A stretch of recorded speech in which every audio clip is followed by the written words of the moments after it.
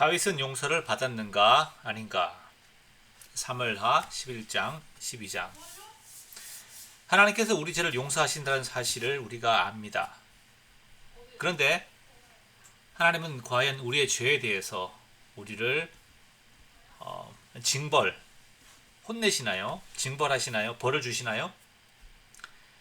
우리가 하나님의 그러한 징계하심을 경험하고 혹은 죄의 결과로 나쁜 일이 우리에게 발생한다고 생각되어질 때 우리는 하나님의 죄 용서를 의심할 수 있습니다. 다윗은 하나님께 선택받은 왕이었고 또한 무엇보다도 메시아의 약속을 받았던 자입니다. 그럼에도 불구하고 그는 우리와 같은 죄인이었기에 우리와 같은 죄의 마음을 가지고 있었기에 죄를 짓게 됩니다. 과연 성경에도 하나님께서 다윗을 용서하셨다고 하셨는데 왜 다윗은 징계를 받고 그로 인해 힘든 삶을 살게 되었을까요? 말씀을 통해서 알아보겠습니다. 다윗의 두 가지 죄는 간음과 살인입니다. 그런데 두 가지 죄의 속성은 조금 다릅니다. 간음은 욕망의 유혹에 이끌려 저지른 범죄이죠. 미리 계획한 것이 아닙니다. 그 여인을 봄으로써 성적인 욕망에 이끌려서 죄를 짓게 된 것이고요. 살인죄는 간음죄, 이미 저지른 죄를 덮기 위해, 감추기 위해서 의지적으로 저지른 범죄이죠. 그래서 다윗은 우리아를 죽이고 싶지 않았습니다. 그러나 죄를 덮기 위해서 어쩔 수 없이 우리아를 죽이게 되는 살인죄를 저지르게 되죠. 그래서 죄의 노예가 된 것을 우리가 볼 수가 있습니다. 그래서 어떤 죄를 짓든지 우리는 죄의 노예가 되기 마련입니다. 그러면 어떻게 하면 죄의 노예에서 벗어날 수 있을까? 오늘 말씀을 통해서 살펴보기를 원합니다. 그래서 죄된 육체를 가진 우리들이 이 땅에 살아갈 때에 큰 실수를 피하며 살아가는 방법이 무엇이겠는가? 우리 안에 죄된 속성이 있기 때문에 우리가 살아있는 한 우리 마음속에서 끊임없이 죄스러운 욕망과 생각들이 솟아납니다. 그것을 고칠 수는 없습니다. 그러면 우리는 어떻게 그러한 육체를 가지고 주님의 일을 감당하면서 살아갈 수 있는가? 이 땅에서 큰 죄를 짓지 아니하고 큰 죄, 작은 죄 구별은 없지만 그렇게 한번 생각해 보았습니다. 먼저 다윗이 범한 간음죄에 대해서 한번 알아보겠습니다. 다윗에게 왜 이러한 죄가 찾아왔을까요? 다윗은 축복을 받았고 그리고 다윗의 나라는 모든 원수들로부터 지켜졌으며 안정된 상태에 있었습니다. 다윗은 부러울 것이 없었습니다. 그리고 전쟁터에서 1절에 보니까 온 이스라엘 군대가 전쟁하러 나갔지만 다윗은 어디에 있습니까? 예루살렘에 그대로 있더라라고 성경은 말하고 있습니다. 아무 걱정도 없고 혹은 삶의 긴장도 없고 그때 사람들이 무엇인가 자극적이고 무엇인가 재미난 것을 찾게 되죠. 그때가 바로 유혹에 가장 넘어가기 쉬운 때인 것이죠. 우리가 돈이 있고 또 시간이 있는데 삶의 목표가 없을 때에 인생은 무료해지는 것이고 그때에 도박이나 마약, 중독 같은 데 빠지기 쉬운 것이죠. 그래서 결코 편안하고 쉬운 삶, 긴장이 없는 삶을 추구하지 마시기 바랍니다. 차라리 주님의 일을 위해서, 하나님 나라를 위해서 헌신하는데 삶을 약간은 바쁘게 그렇게 살아가시기 바랍니다. 그리고 유혹이 올 때 그 자리를 피하시기 바랍니다. 다윗이 옥상에 올라가서 밧세바를 보았습니다. 유혹이 왔죠. 그런데 거기서 다윗이 어떻게 합니까? 이제 3절에 보면 그 여인이 누군지 알아봅니다. 알아봤더니 그 여인은 우리아 장군의 아내였습니다. 자, 그때 포기를 했어야 되는데 한 발 더 나가죠. 전령을 보내어서 그 여자를 자기에게로 데려오게 하여서 그 여자와 동침하게 됩니다.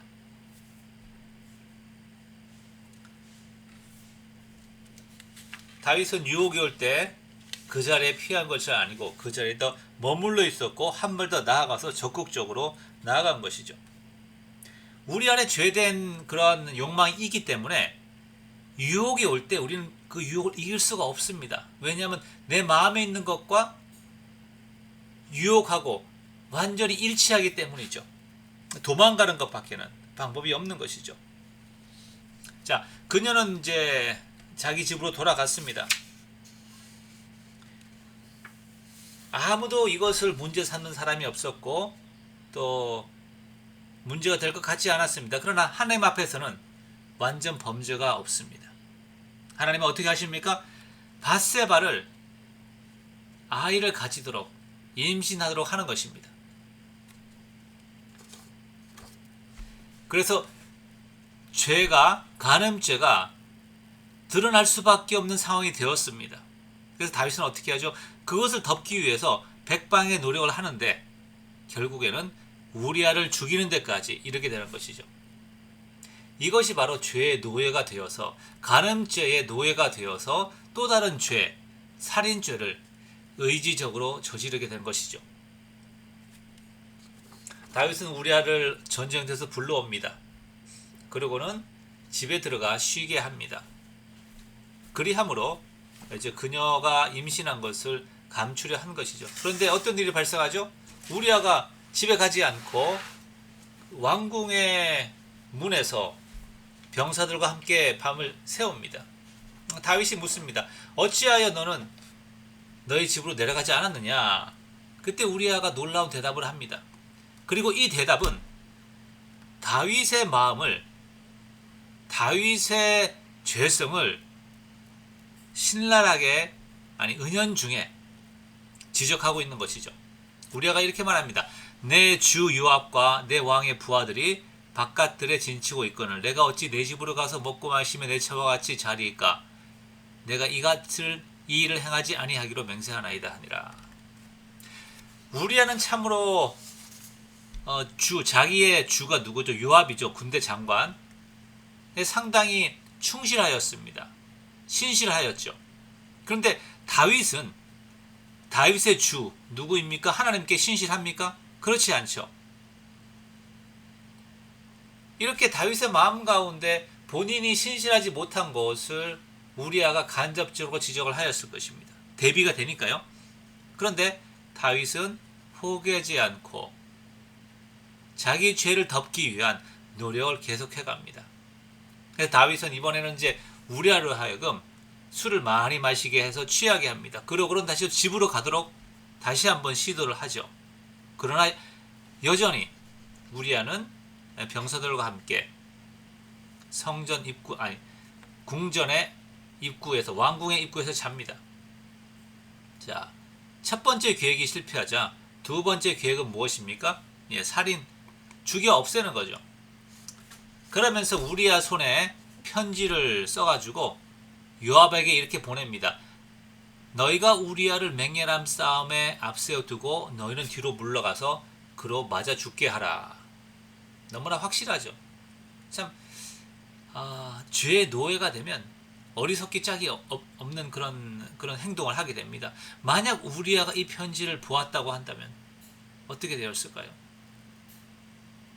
그러나 너무나 순진하고 또 신실한 우리아는 왕의 편지를 개봉하지 않고 요압에게 전달을 합니다. 우리아의 이러한 신실함으로 인해서 그런 죽음을 맞이하게 되죠. 자, 우리아의 아내 밧세바는 우리아가 죽었다는 소식을 듣고 애도의 기간을 지냅니다. 그리고는 애도의 기간이 마치자 다윗이 밧세바를 왕궁으로 데려와서 자기의 아내로 삼습니다. 그리고 그는 다윗에게 아들을 낳습니다. 자, 모든 것이 완벽한 것 같았어요. 우리아도 죽고, 그죠? 이제 밧세바는 자기의 아내가 되었으니 출산을 해도 의심하지 않을 것이죠. 자, 그런데 여호와 보시기에 다윗이 행한 그 일이 여호와 보시기에 악하였더라. 네, 문제 삼는 분이 한 분 계십니다. 바로 하나님이시죠.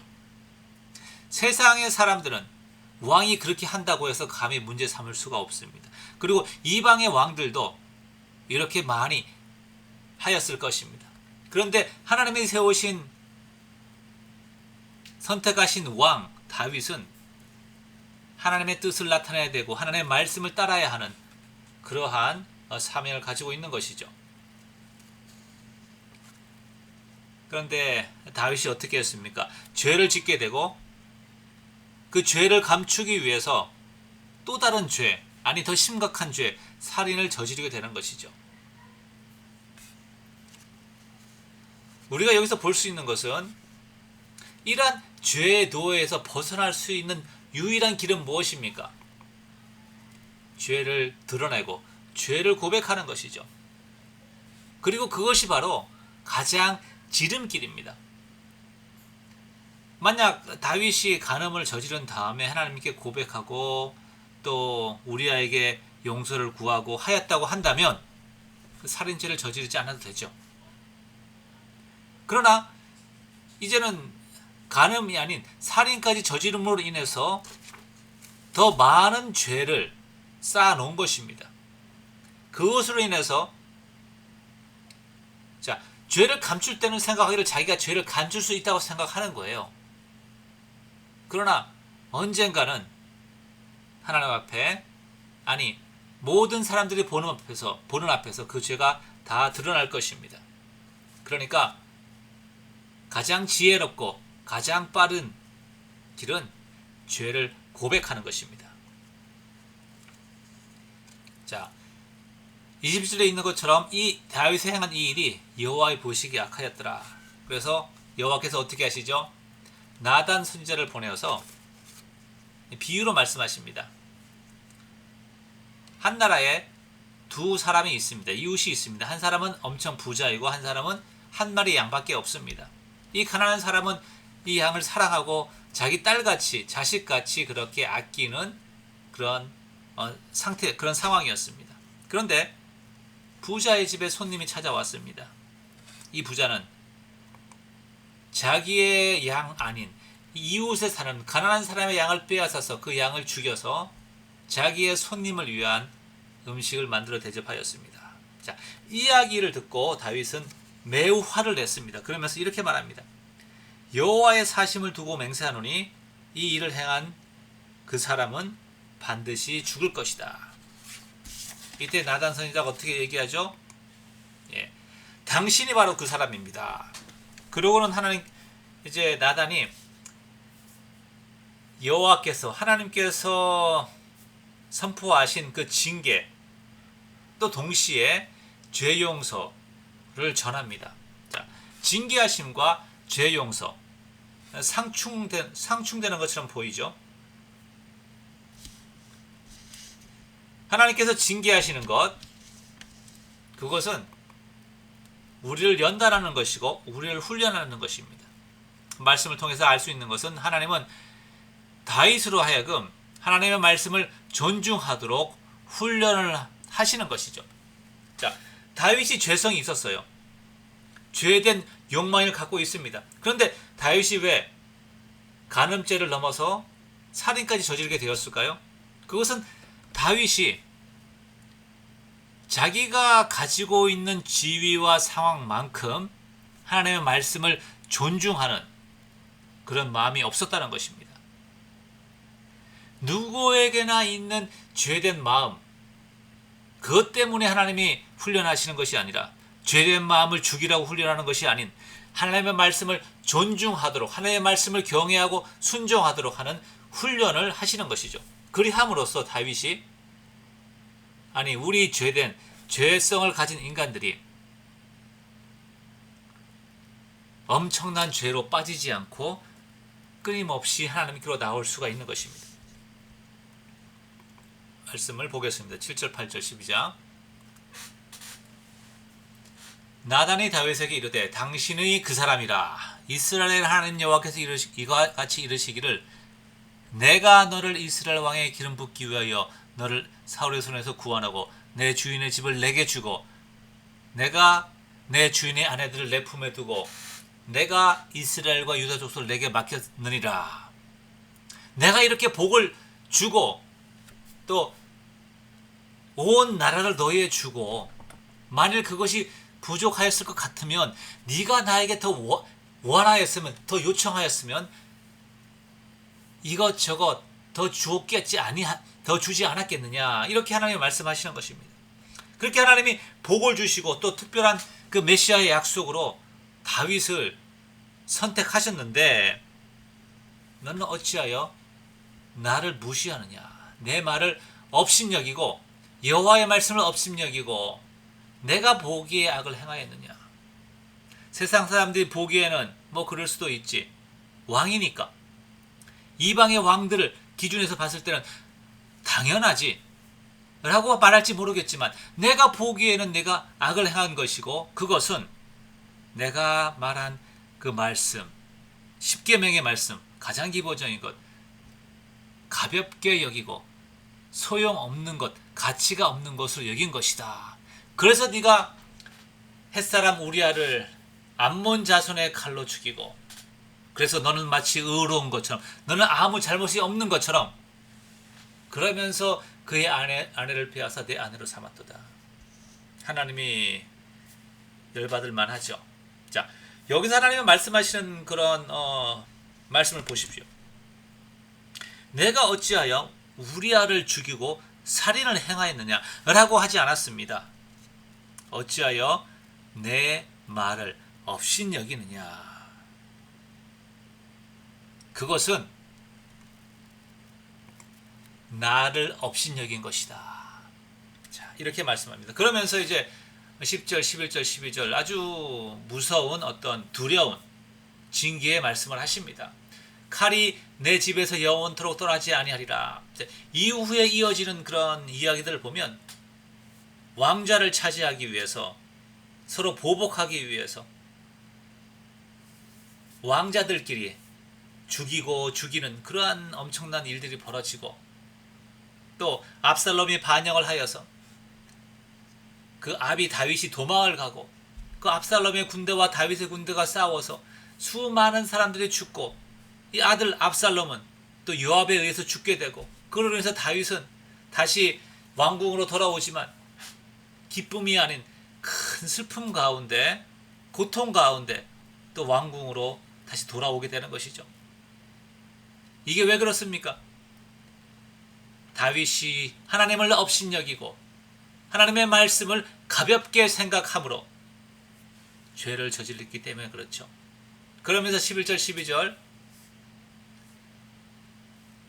12절 너는 은밀히 간음의 죄를 저질렀으나 나는 온 이스라엘 앞에서 백주에 이 일을 어떤 일이죠?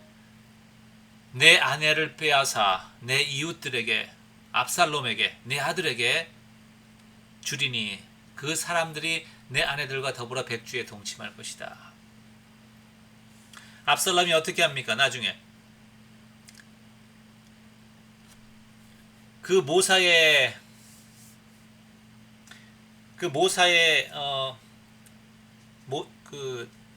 어드바이스 조언을 받아서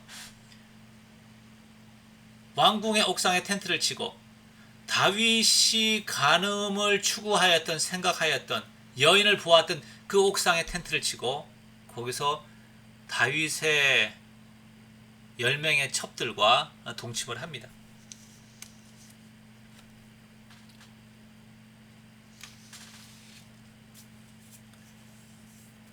이러한 결과가 왜 발생했죠?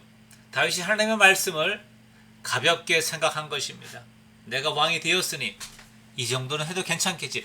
내가 이토록 주님을 사랑하고 주님을 섬겼으니 이 정도는 해도 괜찮겠지. 이러한 하나님의 말씀을 가볍게 여기는 마음이 그 마음속에 들어간 것이죠.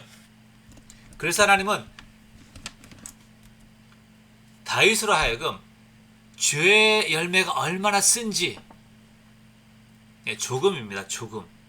왜냐하면 다윗은 죽지 않거든요. 조금 경험하게 하심으로써 더욱더 하나님의 말씀을 존중하도록 만드시고, 그래서 주님의 말씀이 최고의 우선순위가 되도록 그렇게 만들어 가시는 것이죠. 이것이 첫 번째, 하나님께서 우리가 죄를 지었을 때 우리에게 징계를 베푸시는 첫 번째 이유입니다. 자, 두 번째 이유는 하나님의 공의를 위해서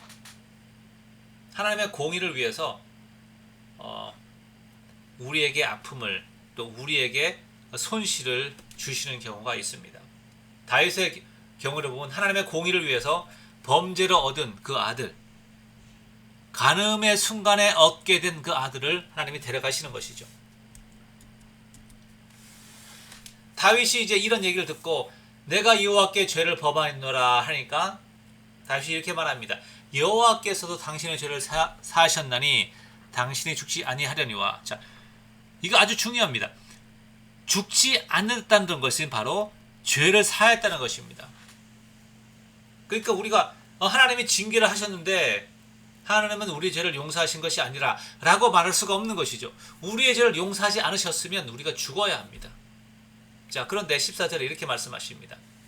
그러나 이 일로 말미암아 여호와의 원수가 사탄이 크게 비방할 거리를 얻게 하였으니. 누구를 비방하죠? 하나님을 비방하는 것입니다. 어떻게 비방합니까? 하나님, 당신이 이 다윗을 세워서 축복하시고 그를 통해 메시아를 보내시겠다고요? 다윗은 죄인입니다. 보십시오. 간음도 행하고 또 살인도 저질렀습니다. 근데 당신은 다윗을 살려주시고 또한 다윗의 간음의 행위로 저지른 얻게 된 그 아들을, 그러니까 간음을 했는데 아들을 주셨잖아요. 하나님께서. 그죠? 자식을 얻는다는 것은 복이었습니다. 그러니까 하나님, 당신은 다윗의 간음을 인정해 주시는 것입니까? 용납하시는 것입니까? 이렇게 사탄이 이야기할 수 있지 않겠습니까? 그래서 하나님께서 범죄로 얻은 그 아들을 데려가시는 것이죠. 우리가 여기서 이제 얘기할 때 그러면 이 아들은 무슨 죄가 있냐고, 아무 잘못도 없이 그냥 그렇게 태어나자마자 죽게 되는 경우가 어디 있냐고. 이것은 이제 신학적으로 또 다른 논쟁거리입니다. 오늘 본문에서 그것을 말하고 있지 않기 때문에 그것을 여기서 이야기하진 않겠습니다. 다윗이 이 말을 듣고 이제 이 아들을 위해서 밤낮으로 먹지도 않고 자지도 않고 기도를 합니다. 근데 하나님은 그 기도를 듣지 않으시고 7째 되는 날에 그 아이가 죽게 됩니다. 자, 하나님의 공의를 위해서 이 아들을 죽게 하신 것이라고 우리가 이해할 수 있습니다. 자, 우리의 경우는 어떻습니까? 하나님의 공의를 위해 십자가에 그리스도께서 죽으셨으므로 우리는 죽지 않는 것입니다.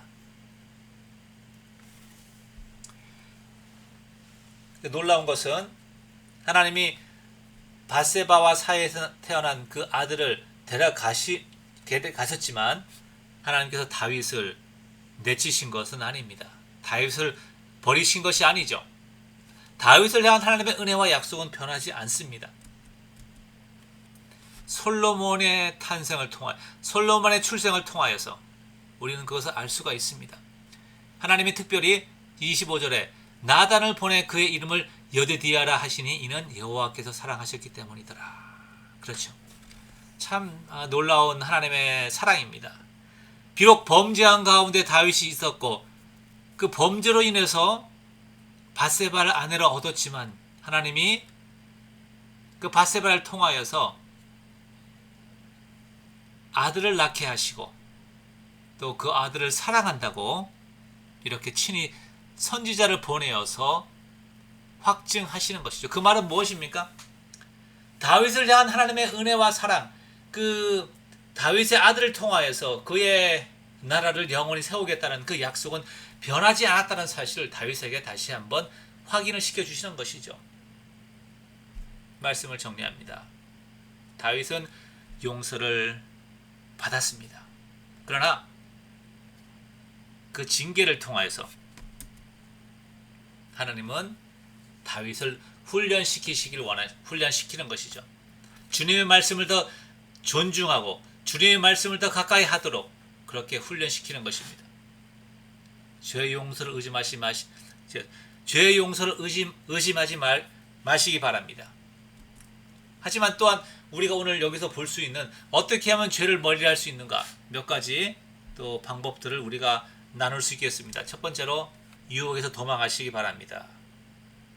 두 번째로 편하고 한가한 삶을 추구하지 마시기 바랍니다.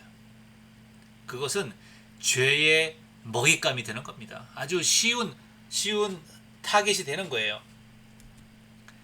그리고 죄를 덮으려 하지 말고 죄를 덮으려 하면 할수록 우리는 죄를 더 짓게 되어 있습니다. 또 다른 일을 더 하게 돼 있는 것이죠. 죄를 고백하는 것이 죄의 노예에서 벗어나는 가장 빠른 길이고 쉬운 길이란 사실 잊지 마시기 바랍니다. 주님의 말씀을 최우선으로 구하시기 바랍니다.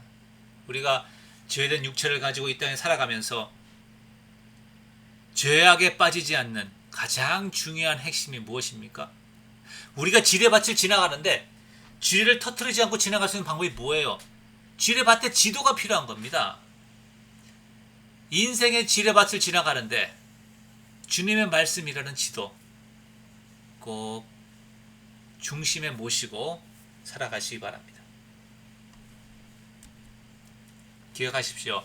주님의 은혜와 약속은 우리의 실패와 죄 가운데서도 변하지 않습니다.